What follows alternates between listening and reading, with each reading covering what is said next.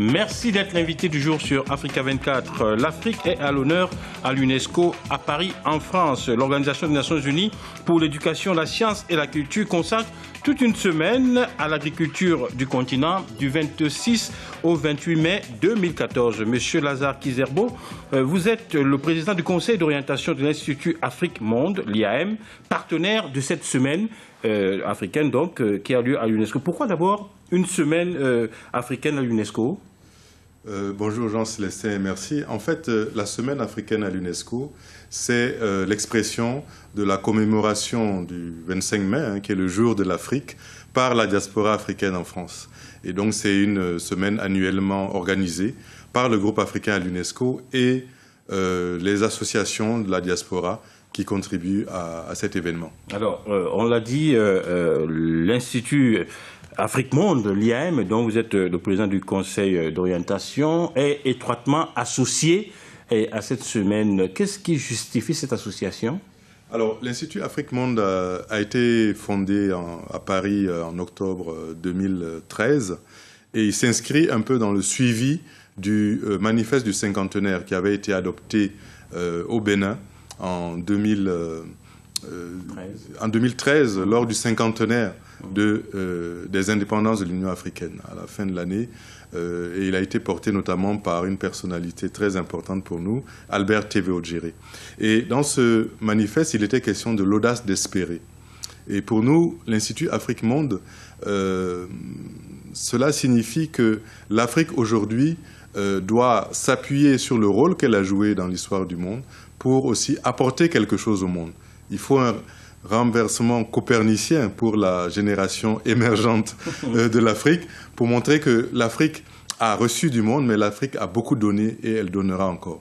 C'est cette relation-là que nous voulons incarner dans nos activités. Je vois que vous jouez avec les mots, vous parlez de renversement au lieu de révolution copernicienne. Alors, l'agriculture est la thématique au cœur de cette semaine. Pourquoi avoir choisi l'agriculture? Pourquoi pas les nouvelles technologies de l'information et de la communication? Pourquoi pas la protection de l'environnement?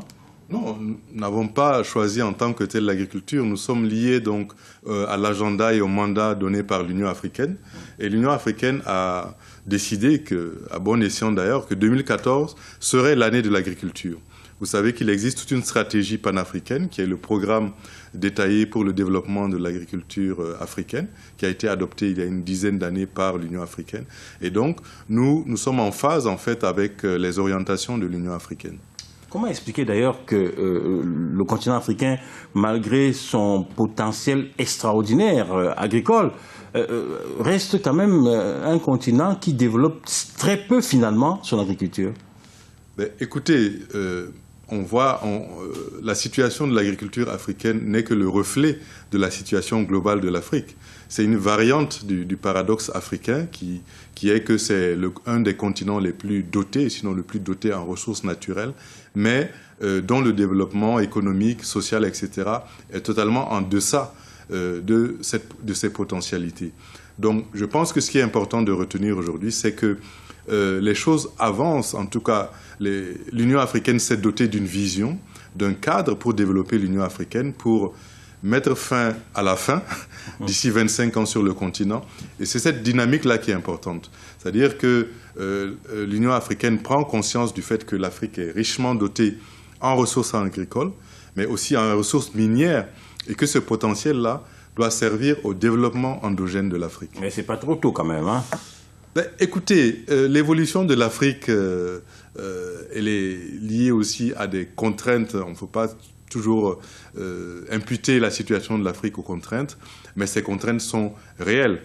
50 ans d'indépendance avec les tares que l'on a connus, notamment en termes de gouvernance, les coups d'État, etc. L'absence de certains géants tels que l'Afrique du Sud dans ce cinquantenaire qui est arrivé seulement... L'Afrique du Sud est arrivée seulement en 1994, ça fait 20 ans. Et tout ça, c'est des éléments, des facteurs qui permettent de comprendre la situation. Pas de la justifier, mais de la comprendre. Alors, vous avez commencé votre propos en nous expliquant que l'Afrique a certainement beaucoup reçu du monde, mais qu'elle a également beaucoup à donner, beaucoup à apporter au monde. Vous pensez à quoi d'autre, en dehors de l'agriculture? Écoutez, une des premières choses à laquelle on pense, c'est la culture. Et d'ailleurs, on ne peut pas parler de l'agriculture sans la culture, parce que les pratiques alimentaires, les pratiques agricoles sont liées à la culture, sont liées au terroir. Donc l'agriculture est une dimension de la culture aussi. Et sur le plan culturel, regardons aujourd'hui, sans tomber dans des stéréotypes, on sait que les créateurs africains dans le domaine musical, dans le domaine artistique, dans les sculptures, les textiles, etc., inondent le monde par leur savoir-faire et par leur production. Donc ça, c'est une illustration extrêmement éloquente du savoir-faire et du génie africain. Alors, ça voudrait dire aussi que l'Afrique est pratiquement aux portes de l'émergence, c'est ça? Oui, l'émergence, c'est un mot galvaudé, mais il faut faire attention. Pour que l'Afrique émerge, pour que la renaissance africaine soit effective, il faut que cette prise de conscience qui est là, qui est invoquée, se matérialise aussi dans l'organisation politique de l'Afrique. Il faut une direction pour mettre en œuvre cette vision. Sinon, cette émergence-là, elle va servir, comme ça a été le cas jusqu'à présent, pour des agents, des acteurs extérieurs.